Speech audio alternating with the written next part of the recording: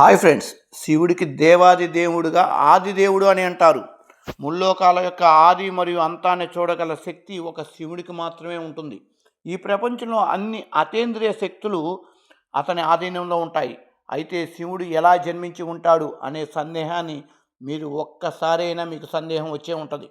దీంతోపాటు అతని తల్లి ఎవరు, అతని తండ్రి పేరేంటి, అతను ఎక్కడ చదువుకున్నాడు, అతని గురువు పేరేంటి, అలా కాకపోతే శివుడు ఎవరి గురువు, అతని శిష్యులు ఎవరు? కాబట్టి రండి, వీటితో పాటు ఇంకా మరెన్నో ప్రశ్నల సమాధానాలు ఈ వీడియోలో తెలుసుకున్నాం. ముందుగా ఒక లైక్ అండ్ సబ్స్క్రైబ్ చేసుకుని మా ఛానల్ని సబ్స్క్రైబ్ చేసుకుంటే మరిన్ని మంచి మంచి వీడియోలు మేము చూపించడానికి మాకు పుషింగ్ ఇచ్చినట్టు అవుతుంది. థ్యాంక్ యూ అన్నాడాల్. శివుడి జన్మకు సంబంధించి శివపురాణం ప్రకారం శివుణ్ణి స్వయంభూ అని అంటారు. అంటే అతని పుట్టుక స్వయంగా జరిగిందని అర్థం. శివుడికి తల్లిదండ్రులు అంటూ ఎవరూ లేరు. ఈ కారణంగా పంచభూతాలకు అతీతుడు శివుడు. శివుడు జననం తప్ప మరణం ఉండదు.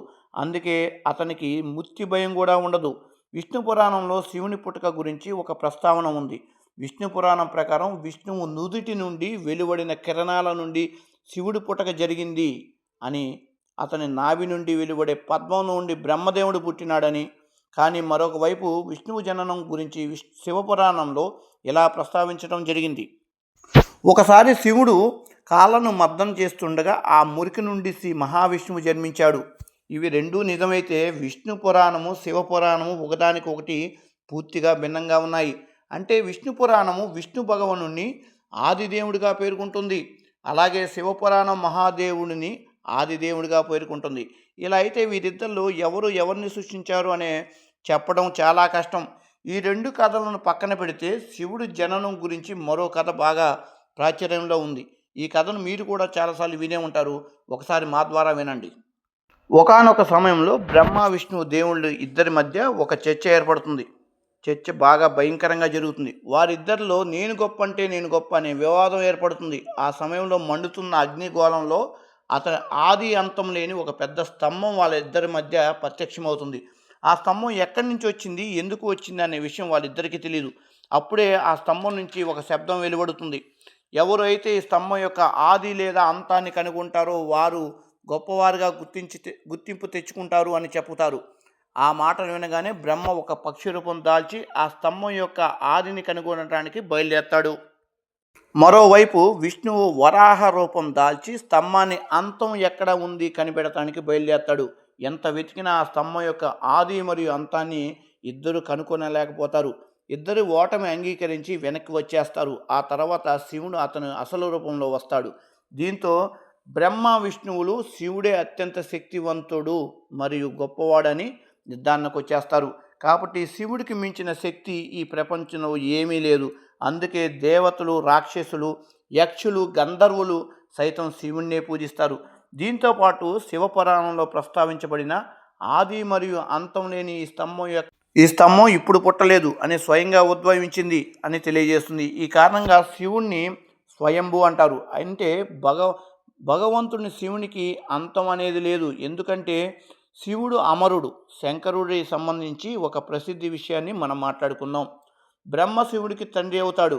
ఈ స్టోరీ మనుషుల మధ్య ప్రసిద్ధి చెందింది. ఈ స్టోరీ సంబంధించి విష్ణు పురాణంలో ఒక కథ కూడా ఉంది. విష్ణు పురాణం ప్రకారం భూమి, ఆకాశం అలాగే పూర్తి యూనివర్స్ మొత్తం నీటిలో మునిగిపోయి ఉంది. ఆ సమయంలో విష్ణువు తప్ప ఇంకెవరూ లేరు. ఆ సమయంలో విష్ణువు మాత్రం నీటిలో తేలుతూ ఉన్నాడు. విష్ణువు నాభి నుండి ఒక కమల పుష్పంలో బ్రహ్మ జన్మించాడు. బ్రహ్మ విష్ణువు ఇద్దరూ కూడా ఈ యూనివర్స్ గురించి మాట్లాడుకుంటున్నప్పుడు మధ్యలో శివుడు ఉద్భవించాడు. అప్పుడు బ్రహ్మ శివుని గుర్తుపట్టలేదు. అప్పుడు శివుడు అక్కడ నుంచి మాయమైపోతాడు. ఇదంతా గమనించిన విష్ణువు బ్రహ్మని దివ్య దృష్టి ప్రసాదించి శివుడి గురించి గుర్తు చేస్తాడు. ఆ తర్వాత బ్రహ్మదేవుడు అతని తప్పును తెలుసుకుని శివుణ్ణి క్షమాపణ అడుగుతాడు. శివుణ్ణి క్షమాపణ అడిగి పుత్రుని రూపంలో తనకు జన్మించమని శివుణ్ణి అడిగినాడు. అప్పుడు శివుడు బ్రహ్మదేవుని ప్రార్థనని అంగీకరించి ఆశీర్వాదం ఇచ్చాడు. ఆ తర్వాత బ్రహ్మదేవుడు ఈ సృష్టిని సృష్టించే సమయంలో ఒక పిల్లవాడి అవసరం పడింది. అప్పుడు శివుడు యొక్క ఆశీర్వాదం బ్రహ్మదేవుడికి గుర్తొచ్చింది. వెంటనే శివుడి కోసం బ్రహ్మ తపస్సు చేయడం మొదలుపెట్టాడు. అలా కొంతకాలం తర్వాత శివుడు ఒక బాలుడి రూపంలో బ్రహ్మ ముందు ప్రత్యక్షమయ్యాడు. ఆ బాలుడు బ్రహ్మ ముందు నుంచుని ఏడుస్తూ ఉన్నాడు. అప్పుడు ఆ బ్రహ్మ బాలుని ఎందుకు ఏడుస్తున్నావు అని అడిగాడు. అప్పుడు ఆ బాలుడు ఎలాంటి పేరు కూడా లేదు అని సమాధానం ఇచ్చాడు. అప్పుడు బ్రహ్మ ఆ బాలునికి రుద్ర అని పేరు పెట్టినాడు. ఆ పేరుకు అర్థం ఏడుస్తూ ఉన్న పిల్లవాడు అనే అర్థం. పేరు పెట్టినప్పటికీ కూడా ఆ బాలుడు మళ్ళీ ఏడుస్తూనే ఉన్నాడు. అప్పుడు బ్రహ్మ మరొక పేరు పెట్టాడు. రెండో పేరును కూడా ఆ బాలుడికి నచ్చలేదు. ఏదో విధంగా ఆ బాలుడిని ఏడుపు ఆపాలని బ్రహ్మదేవుడు శివుడికి 108 పేర్లు పెట్టాడు. రుద్ర, సర్వ, భావం, ఉగ్ర, భీం, ఈసే, మహాదేవు లాంటి 108 పేర్లు పెట్టినాడు. శివపురాణం ప్రకారం ఈ పేర్లు అన్నీ కూడా భూమి మీద రాయడం జరిగింది. సో ఫ్రెండ్స్, పురాణం ప్రకారం విష్ణువుని పూజిస్తే శివుణ్ణి పూజించినట్లే, శివుణ్ణి పూజిస్తే విష్ణువుని పూజించినట్లే అని తెలుస్తుంది. ఈ వీడియో నచ్చినట్లయితే ఒక లైక్ అండ్ సబ్స్క్రైబ్ చేసుకుని మీ ఫ్యామిలీ ఫ్రెండ్స్ అందరికీ కూడా ఈ వీడియోని షేర్ చేసి మాకు అభినందనలు తెలియజేయాల్సిందిగా కామెంట్ రూపంలో తెలియజేస్తారని కోరుకుంటూ thank you one and all.